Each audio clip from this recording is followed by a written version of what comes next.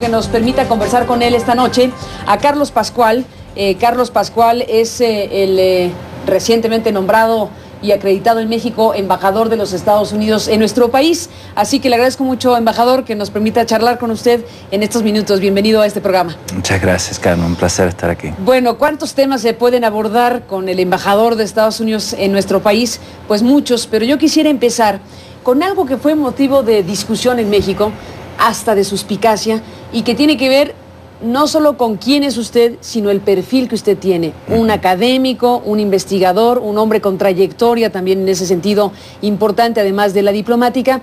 Y bueno, sus focos de interés temáticos a lo largo de su tarea académica, pues relacionados con las conflictividades de diferentes lugares, el conflicto, las crisis, y en algún punto se llegó a pensar y a decir que el mensajero era el mensaje. Eso se lo escuchamos a Rosario Green, la ex canciller, y eso derivado de lo que usted ha investigado al respecto.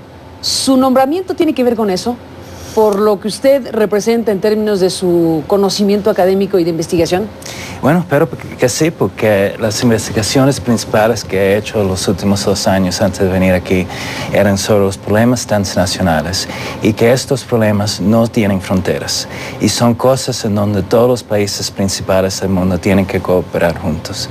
Y entonces ahí nosotros proponemos en las investigaciones que hice que el G8 no se puede quedar como el grupo principal para gerir los asuntos del mundo. Tenemos que tener un grupo más grande, un G16 o un G20, que es lo que vemos hoy.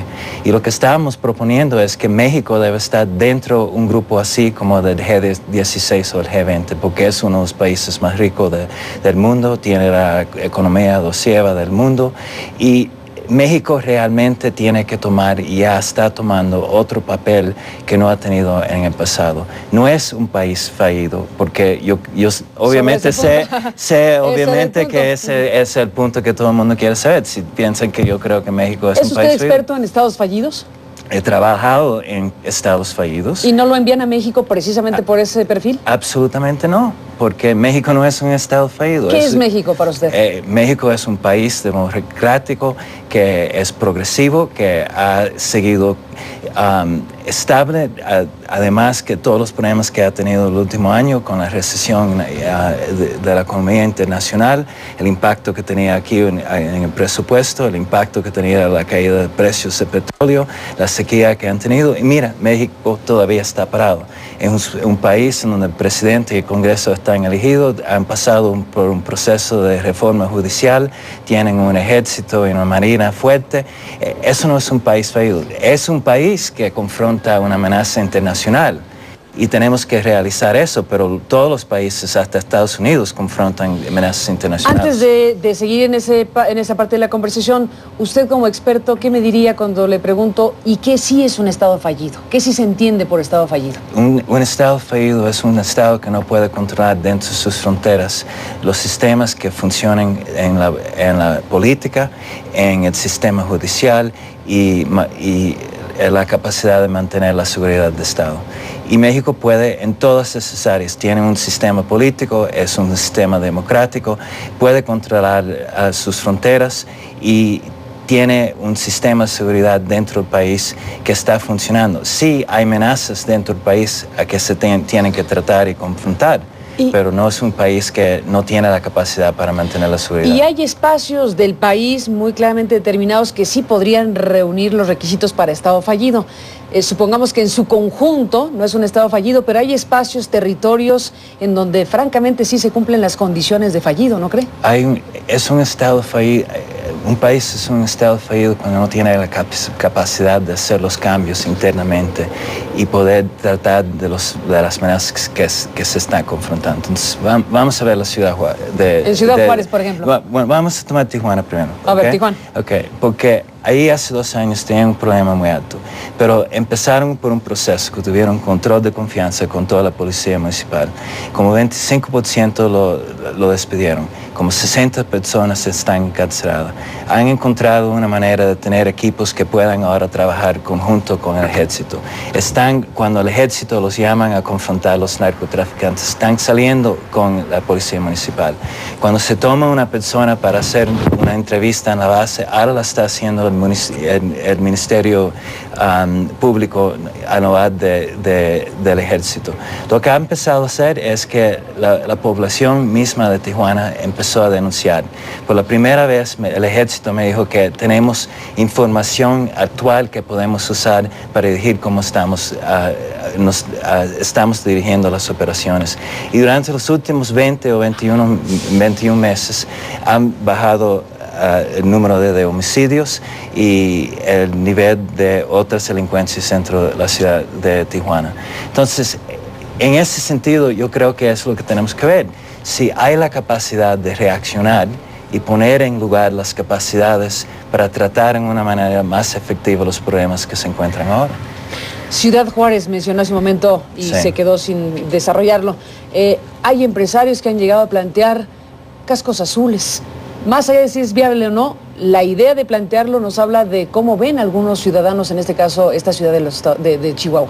Bueno, yo creo que primero es bueno que los ciudadanos de Ciudad Juárez y de Chihuahua se están tomando cuenta de la situación, porque la presión que ellos hagan es la presión que es necesaria para transmitir a todos los líderes políticos que es un asunto serio y se tienen que tomar medidas.